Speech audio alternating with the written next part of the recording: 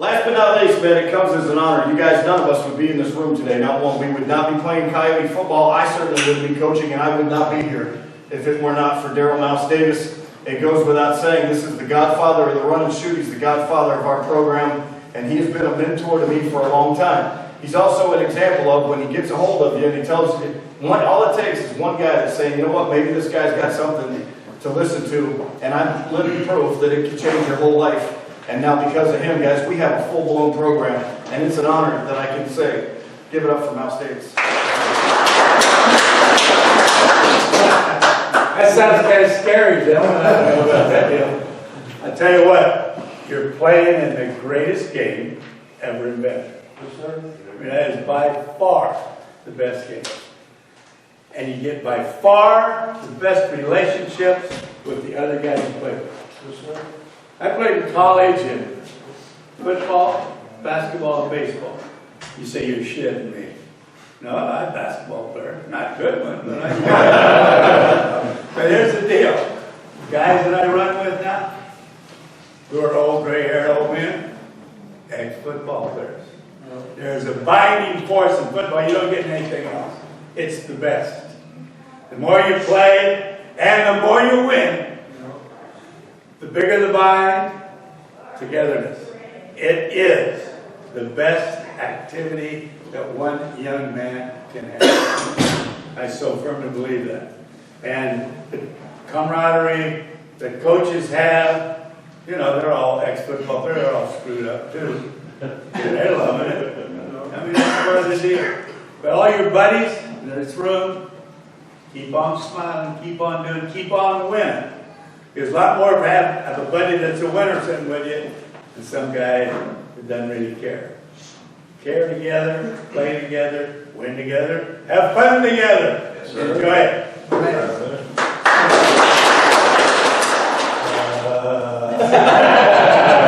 I'm really old. But he got one thing right. Let's go out. We're shorthanded. That means everybody gets to play. Let's go out and have fun against these guys. But before we do anything, I'm going to ask Jake Sheffield to lead us out of here. Everybody touch somebody here. That's all.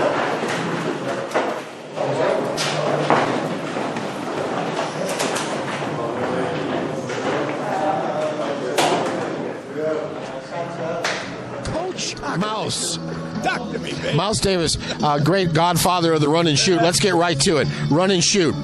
What's the deal? Warren Moon, Jim Kelly, some of the great players of all time played under your strategies and offense. Yeah, we had some great quarterbacks. You know, those two, Jeff George is a great one, Neil Lomax a great one, June Jones a great one. All of them set all kinds of records.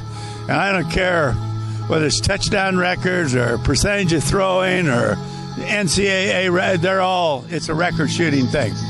And we could put the points on the board. Starts with the quarterback. Starts with the quarterback. I mean, I saw all those quarterbacks loved playing for you because they felt that you can score every time that your offense got on the field. We played this one team when I was at Portland State, and they had recruited these great kids. They're Delaware from, back east, and they recruited them up down there, so they coming in. I got the film on them before they came, and I told our athletic director, I said, we can score 100 points on these guys. 100 points, I can do that. He said, oh, yeah, right. Because I looked at the players before we got the film, some studs. 3 of them played in the NFL. So we start the game.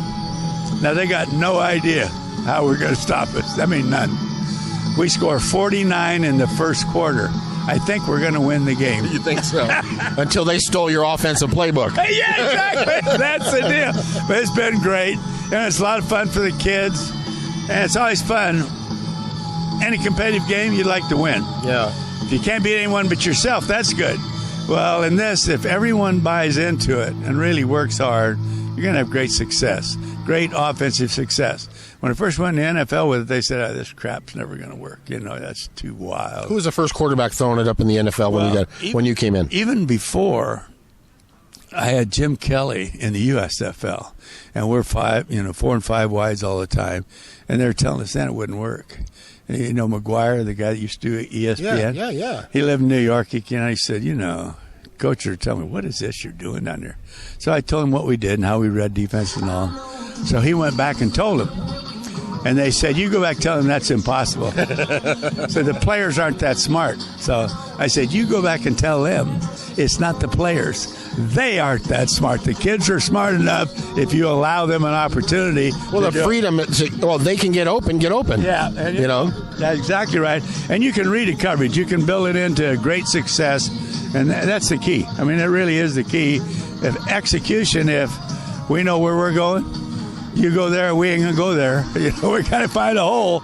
And let's take a little look back. Daryle Lamonica, he was a slinger, wasn't he? Sonny Jurgensen. Yeah. You know, what about those guys? They were both good throwers, but in those days they were limited. That's why they didn't have as big a numbers, because everything was you're gonna hit you in the mouth, knock you down, run over. Ran it all the time. Play action pass, little dink here, little dink there, and so it's not the same thing.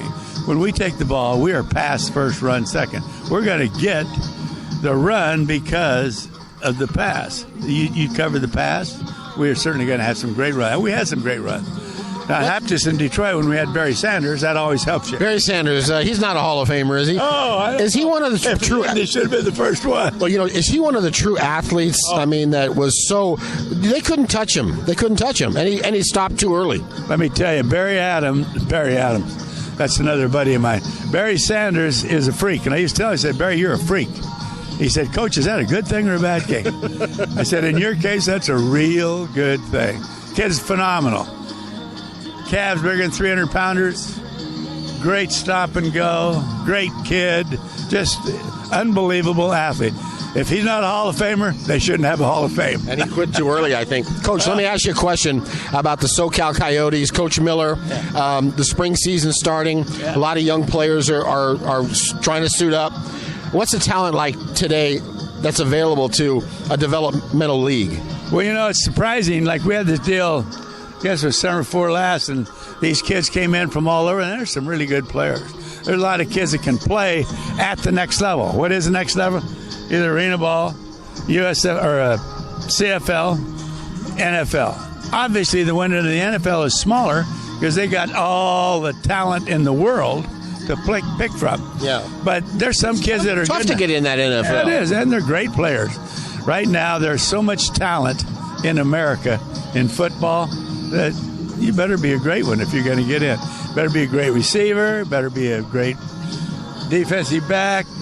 Billy Kolar's a good friend of mine. He coaches defensive line for the now world champion SoCal Coyotes. Denver for the Broncos. Yeah, for the Broncos. He's defensive line coach, and he's got kids that are full-fledged men. You take a team and you shut them down like they shut New England down with a quarterback they got stallions up front that just do a great job. And it's not just one. Not just two. There's 5, 6 of them that are just on. So do you think the run and shoot coach, I mean, you're the godfather of inventing it so many years in college and professional. Is a guy like Cam Newton the next age of quarterback to run that offense? Well, he's even a little different than run and shoot because he's got such great run ability. I mean, he is just such a big, strong stallion. And he can make all the throws, too. He can make all those throws. Would I like to have him if you're asking that? Absolutely. Hey, Cam, Coach, the legend wants you to come on down over to Shadow Hills here. Yeah, give us a look because that kid can play. And, he got beat up by Denver, too. Yeah. They just got a great defensive front. They had those ends out there, just like the Coyotes are running their defense. Those two ends are playing hard. Yeah, they are. And the guys inside are studs, and the linebacker stud, and they got good DBs. When you got that good a defense, you better have a great quarterback. All right, I'm putting you on the line here. You spent a lot of years in football. Give me your top 2 quarterbacks or top 2 athletes. I mean, in generations, even going back when you started. The top athlete, Barry, just a freak. Yeah. As far as just throwing the ball, now not top quarterback, but throwing the ball, Jeff George. Jeff George could throw the ball, a baseball, when he's a sophomore in high school, over 100 miles an hour. Wow, I didn't know that. He's just a freak. But no, he's not like Jim Kelly is a quarterback that certainly was recognized as a better quarterback. Yeah. It's not just all about just throwing. Yeah. But he can being a quarterback leading the team. Lomax was a great thrower. He put up lots of points, and could read defense and do all the stuff you want done. You got to have a quarterback. He's got to have schooling in reading coverages and then be able to throw it. Kelly could do that. He had never done it in college, but it was just because they didn't do that in college. So, I mean, he's a great player. And Hall of Famer, I guess that goes without saying. He's pretty good. He's pretty good. Coach Daryle Mouse Davis with us. Hey, we're going to go into the locker room and check out before this game starts. Okay. Let's talk later. Okay. Thanks, Good Coach. to see you, my man.